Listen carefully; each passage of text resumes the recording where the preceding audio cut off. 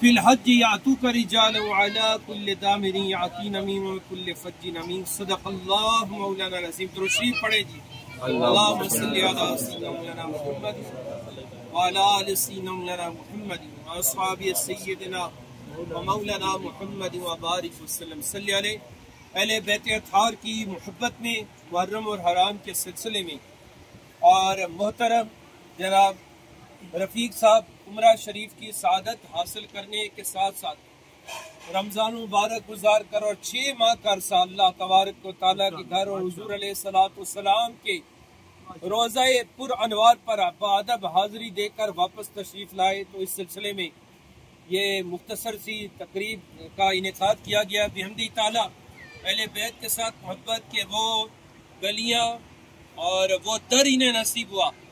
حضور علیہ السلام کبھی اظہار محبت میں حسنین کریمین علیہم السلام کو اپنے کندھوں پہ سوار کرتے، اور اس حجرہ مبارکہ کی بھی زیارت نصیب ہوئی جب وہ حضور علیہ السلام کی حالت نواز میں آپ کے کندھوں پر سوار ہوتے تو حضور علیہ السلام سجدے کو طوالت فرما دیا کرتا، اور کبھی اپنے کندھوں پر سوار فرما کر مدینہ المنورہ کی گلیوں میں سیر کرایا کرتے تھے، اور حضور صلی اللہ علیہ وآلہ وسلم کی جو روزہ مبارکہ مدینہ المنورہ شریف کے اندر آیت کریمہ جو میں نے تلاوت کی ہے، بتانا یہ مقصود ہے کہ یہ سعادت زور بازو نیست، یہ جو سعادت ہوتی ہے اللہ کی طرف سے، یہ مال و اسباب یا اپنے بازو کی قوت سے نہیں ہوتی ہے۔ ابراہیم علیہ السلام نے جب اپنے گھر کو تعمیر کیا، اور تعمیر کرنے کے بعد جب رب نے عَذِّن فِي النَّاسِ بِالْحَجِّ يَأْتُوكَ رِجَالًا وَعَلَىٰ كُلِّ ضَامِرٍ يَأْتِينَ مِن كُلِّ، اے ابراہیم آپ ذرا ندا لگائیں، آواز دیں، اللہ اکبر۔ ابراہیم علیہ السلام ریت ہے، شائع شائع کی ہوائیں ہیں، کوئی انسان موجود نہیں، ایک اسماعیل علیہ السلام ہی ہے۔ کہا کہ ابراہیم آپ آواز دیں، جب آواز دی اللہ اکبر، جو باپ کے صلبوں میں تھے، ماں کی رحموں میں تھے، عالم ارواح میں تھے، سب نے ابراہیم علیہ السلام کی ندا کو سنا۔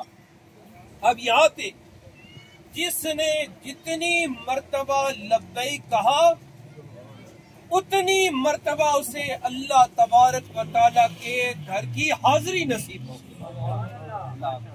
اب دیکھیں میرے مرشد کریم شاہ طرب الحق قادری علیہ الرحمہ، وہ بڑی پیاری بات فرماتے تھے تقریر کے اندر، کہ میں نے کہا کہ یہ سعادت جو ہے یہ زور بازو نہیں ہوتی، کوئی مال و اسباب سے نہیں ہوتی ہے۔ وہ فرماتے تھے، اسے ہم پس منظر اگر دیکھیں کہ آخر کیا ہے، اللہ تبارک تعالیٰ اس دور میں کہ جب عمرہ شریف کرنا بڑا مشکل ہو گیا ہے، اب پہلے ہوتا تھا لاکھ روپے میں 80,000 میں عمرہ، اب تقریباً 2,30,000 اور سمجھ لیں ایک بندہ 3 لاکھ تک پہنچتا ہے، عمرہ کرتا ہے۔ اور ایسے ماحول میں پرفتن دور میں اللہ رب العزت کے گھر کے یہ 6 مہینے مہمان بنے ہیں۔ میں پس منظر بتاؤں، وہ میرے مرشد کریم کیا فرماتے تھے، جس نے اللہ تبارک و تعالیٰ کے گھر یعنی مسجد کی خدمت کی، اللہ تبارک و تعالیٰ اسے اپنے گھر ضرور بلاتا ہے۔ میں یہی سمجھاؤں، صرف جو میں نے ان کا دیکھا ہے نا، بڑا مشکل ہے کہ نماز کے لیے آؤ تو کوئی نمازی ہے تو اس کی جوتیاں سیدھی کر دو، وہ گیٹ پہ ذرا جھاڑو لگا دو، مسجد کی صفائی کر دو، یہ بڑا ایک مشکل ہے۔ اپنے اندر کا غرور، انا اور تکبر یہ ایک نکالنے کا ذریعہ ہے، یہ کسی کو ہی نصیب ہوتا ہے۔ تو ماشاءاللہ جب سے میں ادھر ہوں عرصہ 23 سال سے، الحمدللہ میں نے انہیں اور ان کے اہل عیال ساروں کو اللہ تبارک و تعالیٰ کے گھر کی صفائی کرتے دیکھا ہے۔ اللہ تبارک و تعالیٰ نے ان کے دلوں کو بھی صاف فرمایا ہے۔ اللہ تبارک و تعالیٰ نے اس صفائی کے بدلے اپنے گھر کی صفائی کا بھی موقع عطا فرمایا۔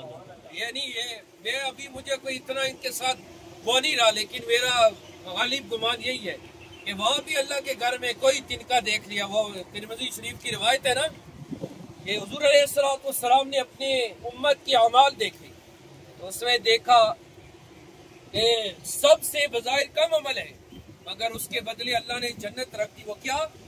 جس نے مسجد سے ایک تنکا نکالا، کھایا، کچھ صاف کر دیا، اس کے بدلے اللہ اس کے اوپر جنت واجب فرماتا ہے۔ ماشاءاللہ یہ سعادت جو انہیں حاصل ہوئی ہے یہ صرف اللہ کے گھر کی خدمت اور بالشا اللہ نے حسن اخلاق کی دولت بھی نصیب فرمائی، رمضان مبارک کی فضیلت بھی نصیب ہو گئی۔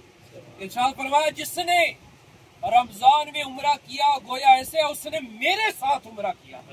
اللہ اکبر، جسے حضور علیہ السلام کی یہ بشارت مل جائے، اور طواف عمرے ساتھ اپنی جگہ، اور سب سے بڑھ کر میں سمجھتا ہوں جو یہ نعمت اپنے ساتھ لے کے آئی ہے وہ کیا نعمت؟ شاہ عبدالحق محدث دہلوی رحمت اللہ تعالی علیہ مدارج نبوت کے اندر تقریباً 15 حدیث بیان کی پے در پے وزارے۔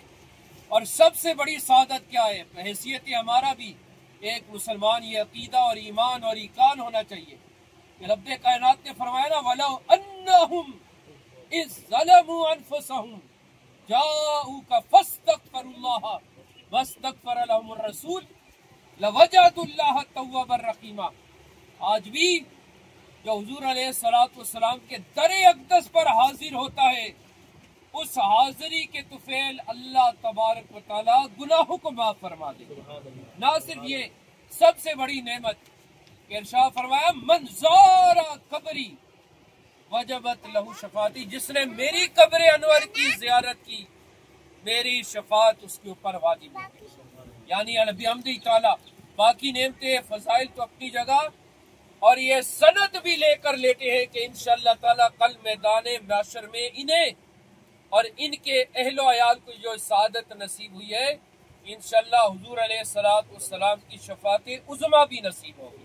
اور شیخ محقق نے لکھا ہے اس حدیث کے ضمن میں کہ من زار قبری وجب اللہ شفاعتی، یہ اس بات کی ضمانت ہے کہ حضور علیہ السلام کی جب شفاعت اس کے لیے واجب ہوئی اللہ تبارک و تعالی اس کا خاتمہ بھی بالایمان فرمائے گا، حالت ایمان پہ اسے موت نصیب ہوگی۔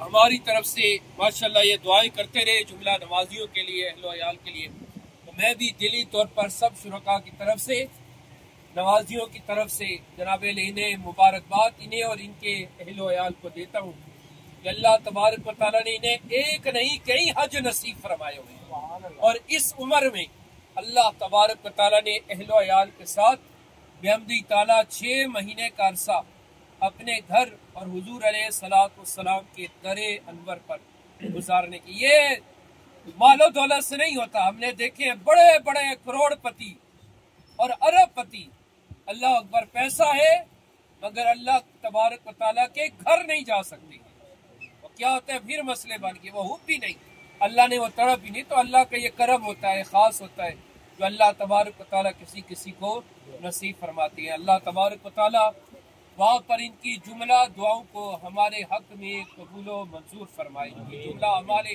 صالحہ کو، ہمارے فرائض کو، نافلہ کو اللہ تبارک و تعالیٰ قبول و منظور فرمائے، اور ان کی دعاؤں کا صدقہ اللہ تبارک و تعالیٰ ہمیں بھی اپنے گھر کی بار بار حاضری نصیب فرمائے۔